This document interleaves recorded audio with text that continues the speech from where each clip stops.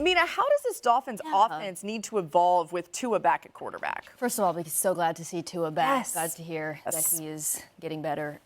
So I think back to kind of when they were struggling a little bit before he got injured and some of the problems. I wouldn't put it on Mike McDaniel and the scheme. To me, just watching them, a huge issue was the run blocking. And they've got a couple of free agents on the offensive line. Greg Little and Brandon Shell. Teron Armstead, when he's in, is amazing, but he's had injuries. To me, it reinforces the need to improve the offensive line this offseason. That is job number one for this Miami offense. One, to protect Tua better, but also so you can run the football better. Deep down in her heart, she's 320. She's 6'4", 320. And she want to play double teams. Yeah, I think deep down in your heart, you're 322. Aren't we all? You eating that chicken parm last night, you were 350. Go ahead, Dan. Stupid. By the way, don't let him take y'all to no restaurants. We'll get to that later. Go ahead. Is that me?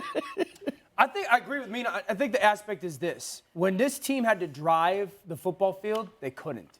You know, like when they had to be methodical and efficient and go on long drives and control the football. And when defenses, we have these conversations all the time. We are not going to allow you to be the big play, chunk play-oriented passing game. Easier said than done. But when teams force them to do that, they struggled with that a little bit. That's attached to the run game. It's also a little bit more attached to an efficient passing game as well. So they've got to figure, now that they have a season just about of tape with Tua and Mike McDaniel together and how all these pieces fit, teams are going to be very much so focused on, we're not going to give them that stuff. We're going to force them to play the style that we want. If they don't find ways to be more methodical and the ability to drive the field over the course of 4 quarters, this offense is going to be good. It's just not going to be like playoff caliber type style. So that's the offense. What about the defense? What's the impact of Fangio going there? I absolutely love it. I mean, Mina talked about it yesterday, and what Fangio is going to do is not allow you to have explosive plays. That's his MO. Like, he's going to keep top down and play well. That's why you usually see safeties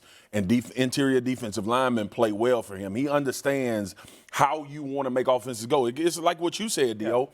He wants you to be methodical because the mistake will come. Vic Fangio is a perfect hire. And not only that, the experience of being a head coach as well, with a young Mike McDaniel in that position as well. They also don't give you completions. You know, I think there's two different. Like, you can force me to play methodical and give soft zone and I have to dink and dunk. He does it by also forcing you, while also forcing you to take very difficult short completions. Thank you for watching ESPN on YouTube. For live streaming sports and premium content, subscribe to ESPN+.